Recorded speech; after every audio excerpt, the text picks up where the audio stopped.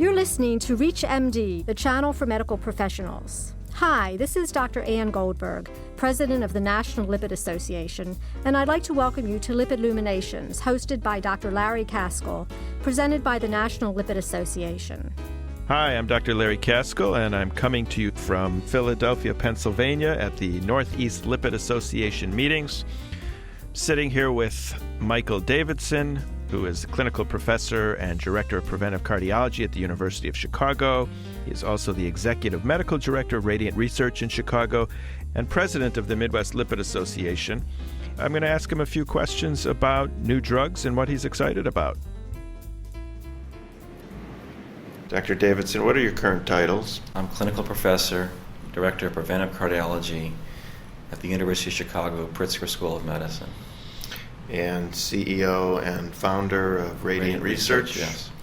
And king of all lipids and fish oil. Yes. You've been very good for human health, but not so good for the fish. Is that correct? That's correct, yes. I like the fish too.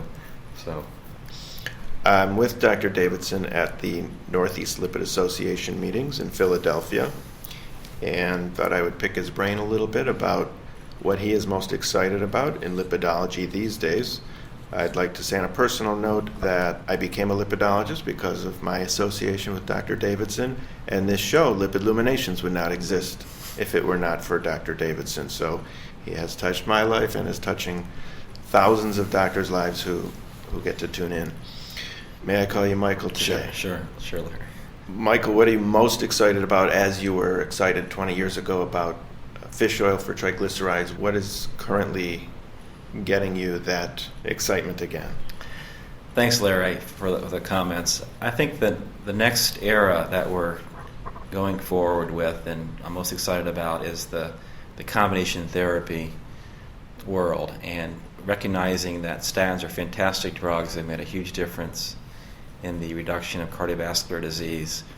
However, there still are patients, despite statin therapy, that remain at high residual risk, and therefore drugs that affect triglycerides and HDL, or drugs that further lower LDL in combination with the statin, are where things are going in the future. Let's talk about risk. Drug companies like talking about relative risk reduction. Mm-hmm. Those are always big, impressive numbers. Absolute risk reductions are always much smaller. So in terms of residual risk, there's an enormous number available to treat. As far as I understand it, the statins have done a great job, but in terms of absolute risk reductions, in many of the trials, it's 1% to 2% in terms of events. So we have a 98% potential risk reduction left. So I think that brings up the oldies but goodies. What's old is now good again, or what's old is new. And I think you're referring to the combinations of statins and niacin. Your point is a good one, and that is that you look at two ways. You reduce the risk from 10% to 7%, or a 30% reduction, an absolute risk reduction of 3%. Those are impressive, but 7% are still having events, or 70% are still having events, depending on how you define absolute and relative risk. So these are important because we're also talking about short-term 5-year studies as opposed to lifetime of risk and risk reduction. The point about the statin trials, which I think is becoming increasingly clear, is that if you're on a statin and you don't have diabetes, hypertension, smoke cigarettes, low HDL or high triglycerides, you do actually quite well with an LDL between 70 and 100. In the TNT trial, if you did not have any of the 5 metabolic syndrome parameters, you did well on 10 of atorvastatin as well as you did on 80 milligrams of atorvastatin. So the problem is that who's having events on statins? It's when they have that residual risk due to other lipid abnormalities or other risk factors. So niacin, I think, has been resurrected as a add-on to statins because it can positively influence HDL and triglycerides, Lp(a), and has outcome benefits in its own right. So I think that niacin is probably going to be evolving to our most acceptable add-on to statins to target the HDL triglyceride axis. Ezetimibe I still think has value for lowering LDL further as its biosequestrants, but for triglyceride HDL affects niacin, and then if triglycerides are really high, fenofibrate to add on to a statin. So we got 2 new drugs coming out in the next few months. One by Abbott, one by Merck. The one by Abbott is a combination. The one by Merck is also a combination, but it's niacin and some sort of prostaglandin inhibitor. What's the name of that? Lirapoprant. Do we know any of the potential off-target effects of that prostaglandin inhibitor that we may learn later instead of right now? Or is it clean? I'll say based on the 5,000 patients studied, it looks clean. And I think that when it comes down to physicians making that decision about whether to use lirapoprant with niacin or to go with the niaspan or Simcor, which is the new simvastatin-niacin combination, is really a clinical judgment call. And I think that after discussing with the patient the various pros and cons and letting them help make the decision for me is probably a good way to go. And a lot of people have tried niacin already and couldn't tolerate it, and that's someone that obviously you want to maybe try the lirapoprant niacin combination, or called Cordaptive. So those are how I would look at it. I think that it's great to have a simvastatin niacin combination because generic simvastatin is now 30-40% growing of the marketplace, and a lot of these people have residual issues with low HDL, high triglycerides, where adding on niacin in one pill can be quite appealing. And then adding on niacin to other statins, where you discuss with them the potential side effects, and flushing is a non-starter for them, and they want to avoid that if all possible, then Cordaptive becomes a nice option for them. Have you done any of the studies with Cordaptive? Yes. So what kind of flush rates have you seen? The studies show that the real answer is that discontinuation rate from flushing, which I think is the most important number, is reduced from 20% to 10% with Cordaptive. So cut in half the discontinuation rate from flushing. That's the number I think you want to look at the most. Okay. And so what have you seen in terms of flushing compared to niaspan? Is it remarkably different or just a little better? I think it's about 80% better, but the problem is, still people flush. It doesn't completely erase the flushing. And for some people, any flushing is still an issue, and they're going to stop. So a lot of it is the degree of tolerability the person has for flushing. The other thing that we have to keep in mind that niacin has other issues, increasing uric acid, increasing blood glucose. Although now we see it's not such a big deal to have a higher glucose than we thought.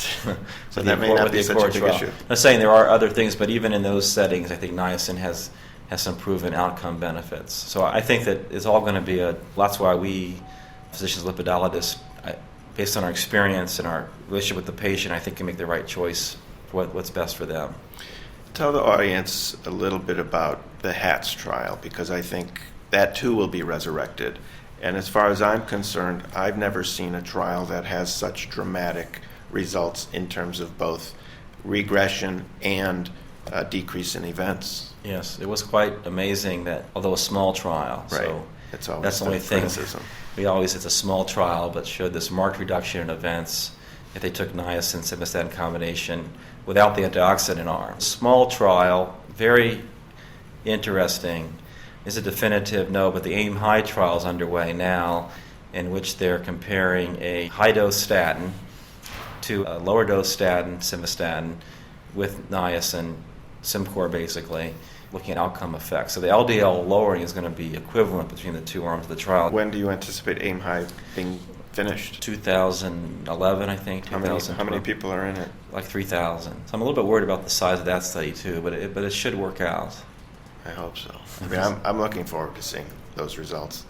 Besides niacin, what other products that are truly new and revolutionary are you excited about? I mean, there's this field that you talk about of translational medicine, which all I think of when I hear that is just being in Japan and not being able to communicate in the movie with Bill Murray.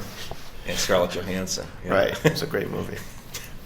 So I would say that the HDL story is in a process of being reevaluated, and I think what's exciting there, without going into too much detail, is that we're learning new methodologies to assess HDL effects preclinically or in early human trials to do a better job evaluating if the HDL is going up, is it going up for the right reason? And that means better reverse cholesterol transport. Right. I mean, just having more HDL, we know, is not enough. It's not enough, at least not based on torcetrapib, but there are two other CETP inhibitors, anacetrapib, which Merck is developing, and Roche is also developing a less potent CETP inhibitor. Anacetrapib, Merck's compound, is more potent. No blood pressure issue. They're crossing their fingers. What can we do now in general practice to assess the function of our patient's HDL? I know there are tests that exist, but can I order those? Can I go to LabCorp and say, I want to do an HDL function on monocyte chemotaxis and adhesion molecules? No, you cannot do that. There is one interesting study that I think is quite valuable, and that is a study done in Norfolk and Ideal combined the data together. They found something just published in JACC.